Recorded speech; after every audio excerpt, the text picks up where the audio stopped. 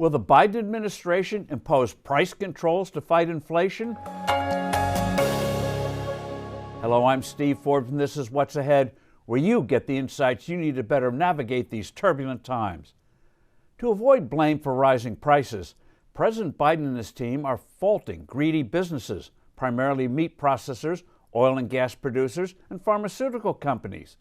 There is growing talk that if inflation doesn't ease soon, the White House may impose, and I quote, temporary, unquote, price controls on voter-sensitive products like beef, chicken, gasoline, heating oil, and various prescription drugs. This would be disastrous. As several thousand years of experience has demonstrated, controls don't work.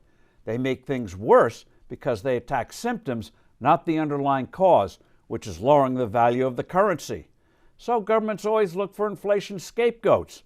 The Roman Empire blaming Christians, Europe faulting witches during medieval times, or President Nixon pointing the finger at currency speculators and Arab oil producers for the great inflation of the 1970s. By artificially suppressing prices, controls increase demand for the products while hurting the creation of more such products because producers can't cover their growing costs. Take a White House favorite target, meat. Demand for meat around the world has zoomed during the pandemic.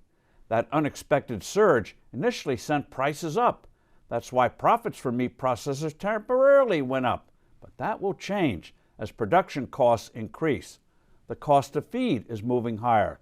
The cost of transportation is rising because of a shortage of drivers, as well as significantly higher prices for fuel.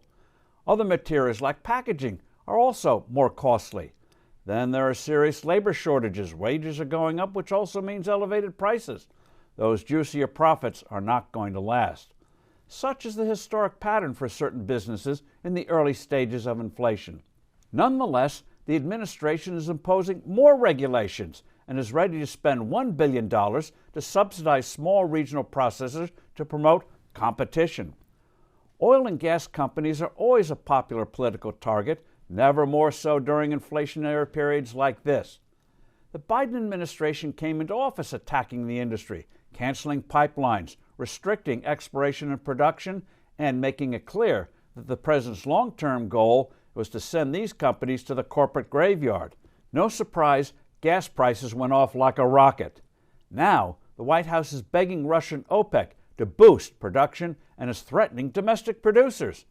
Price controls on prescription medicines would kill innovation, which is what happened in Europe. Pharmaceutical companies there were once a font of new drugs, but unable to recover the high cost of developing these medications and medical devices, the pipeline there dried up. The root causes of the current inflation are shortages brought on by misbegotten pandemic policies and the Federal Reserve creating too much money. Price controls haven't worked in the past. They'll make problems worse in the future. I'm Steve Forbes. Thanks for listening. Do send in your comments and suggestions. I look forward to being with you soon again.